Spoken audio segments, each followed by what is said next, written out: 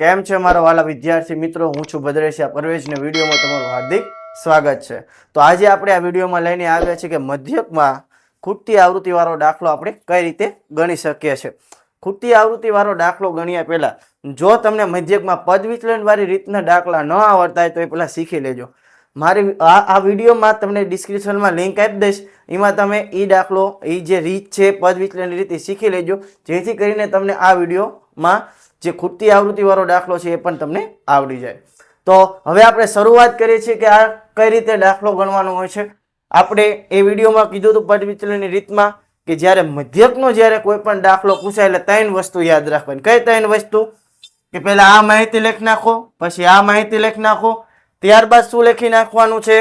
તો ત્યારબાદ કે મધ્ય કિંમત આપણે શોધી નાખવાની છે. આ ત્રણ વસ્તુ પહેલા આપણે કરવાની છે. તો ચાલો આપણે ત્રણ વસ્તુ પહેલા કરશું. આપણે ખૂટતી આવૃત્તિને પછી ધ્યાનમાં લેશું, પહેલા ત્રણ વસ્તુ પહેલા કરી જ નાખો. તો ચાલો એ વસ્તુ કરી નાખી. તો પહેલા આપણી પાસે દૈનિક ખિસ્સા ભથ્થું છે, એને લખશું દૈનિક ખિસ્સા ભથ્થું. ત્યારબાદ શું છે આપણી પાસે? બાળકોની સંખ્યા,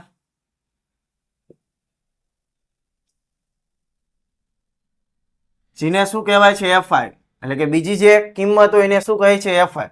ત્યારબાદ આપણે શું શોધવાનું છે? મધ્ય કિંમત. મધ્ય કિંમત એટલે મિત્રો એને શું કહેવાય છે? એક્સઆઈ. આ ત્રણ વસ્તુ આપણે પહેલા ફરજિયાત શોધી નાખવાની છે. બોલો, આ આપણે આગળ કીધું હતું અને ફરી એકવાર કેવી છે. પહેલા આપણે ઉપરની માહિતી લખી નાખી. 11 13 13 15 17 17 19 19 21 21 23 23 25 આટલી માહિતી આપણે લખી નાખી. ત્યારબાદ આ ઊભી માહિતી આપણને આવૃત્તિ લખી નાખી. 7 6 9 13 F 5 અને 4. ભૂલ નથી થાય તે મિત્રો ખાસ જોઈ લેજો. 7 6 9 13 5 13 F અને 5. મધ્ય કિંમત એટલે આ બેનો સરવાળો ભાગ્યા 2 આપણે કરશું. તો 11 ને 13 કેટલા થાય મિત્રો? 24. 24 ભાગ્યા કેટલા કરવાના? 2. તો કેટલા આવે? 12. 13 ને 15 28. 28 ભાગ્યા 2 એટલે 14. તો કેટલાનો બે નો ગાળો છે? તો ડાયરેક્ટ તમે લખી શકો 16 18 20 22 અને 24.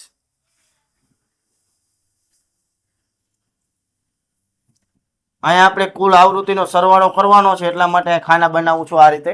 હવે મધ્ય કિંમત શોધ્યા બાદ તમને બધાને ખબર છે આપણે શું શોધવું પડે? યુઆઈ. યુઆઈ ની કિંમત શું છે? xi ઓછા a છેદમાં h, જે આપણે મધ્યકના દાખલામાં શોધીએ છીએ.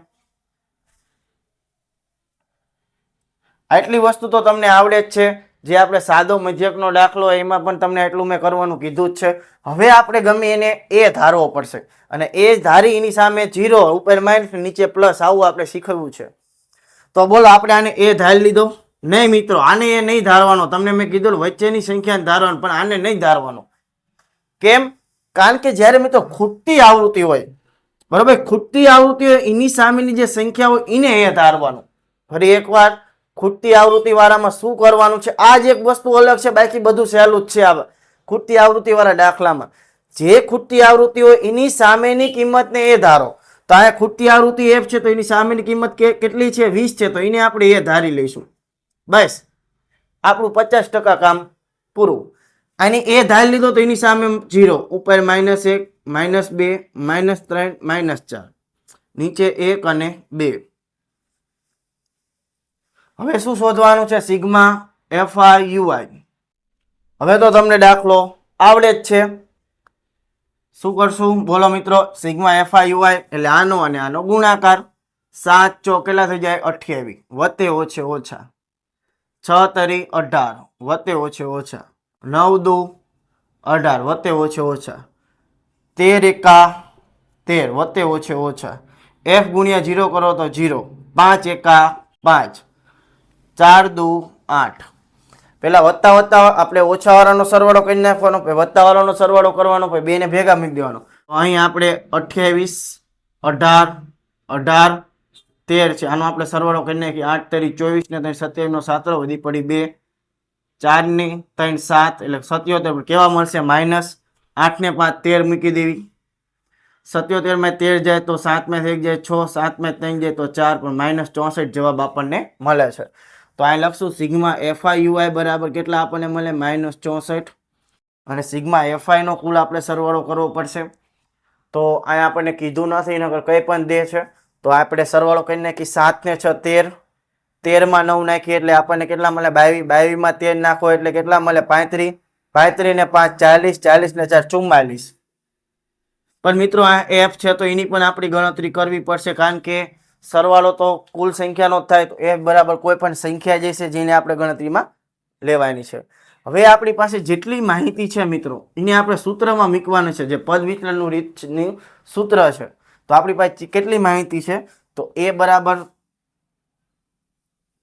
કેટલા છે 20 સિગ્મા FIUI બરાબર -64 સિગ્મા FI બરાબર કેટલા છે 44 વત્તા f અને h એટલે કે વર્ગ લંબાઈ આપણી પાસે છે કેટલી છે વર્ગ લંબાઈ મિત્રો ગાળો કેટલાનો છે 2 નો ગાળો છે તો આપણે 2 નો ગાળો એ પણ યાદ રાખવાનું છે સૂત્ર શું છે મિત્રો તો મધ્યકનું સૂત્ર છે a વત્તા સિગ્મા FIUI છેદમાં સિગ્મા FI ગુણ્યા h તો મધ્યક બરાબર આમાં આપણને આપેલું જે છે મધ્યક આપણી પાસે કેટલા છે 18 છે અહીં હું લખીને આપું છું કે મધ્યક આપણી પાસે કેટલો છે 18 છે અહીં લખજો કે માહિતી સૂત્રમાં મૂકતા તો અહીં મધ્યક 18 ના 18 a બરાબર 20 સિગ્મા FIUI આપણી પાસે કેટલા છે -64 સિગ્મા FI 44 વત્તા f અને h એટલે કેટલા છે 2 અને આપણે કાઉન્સમાં મૂકીએ એટલે કે વત્તા ઓછા ભેગા ન થઈ જાય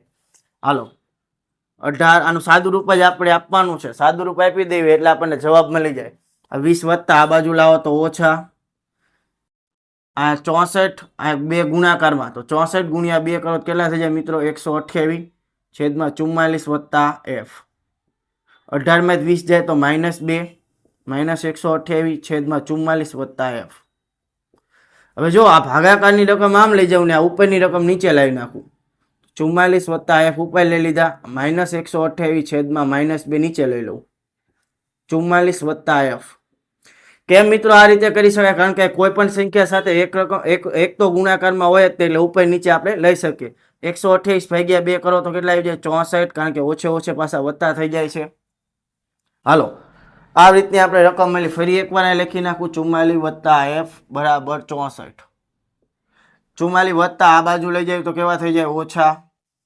44 f બરાબર 64 માં 44 બાદ કરી તો કેટલા મળે 20 તો ખૂટતી આવૃત્તિ આપણી પાસે મિત્રો કેટલી મળે છે 20 મળે છે તો આ રીતે મિત્રો કોઈ પણ મધ્યકનો આપણે ખૂટતી આવૃત્તિ વાળો મિત્રો દાખલો ગણી શકીએ છીએ હવે આપણે લખીએ ને કે ખૂટતી આવૃત્તિ 20 છે મિત્રો આ તો પદ વિચલનની રીત અને ખૂટતી આવૃત્તિ વાળો દાખલો એકદમ સહેલો છે એક બે વાર ગણશો એટલે તમને આવડી જશે તો અહીં આપણે એટલું રાખીએ છીએ વિડીયોમાં હવે મળશું નેક્સ્ટ વિડીયોમાં આવા જ બીજા વિડીયો સાથે ત્યાં સુધી આપણા વિડીયો જોતા રહો જો વિડીયોમાં મજા આવી હોય વિડીયો ગમ્યો હોય તો વિડીયો શેર કરવાનું ભૂલતા નહીં ચેનલને સબસ્ક્રાઈબ કરવાનું ભૂલતા નહીં તો ચાલો બાય જય હિન્દ જય ભારત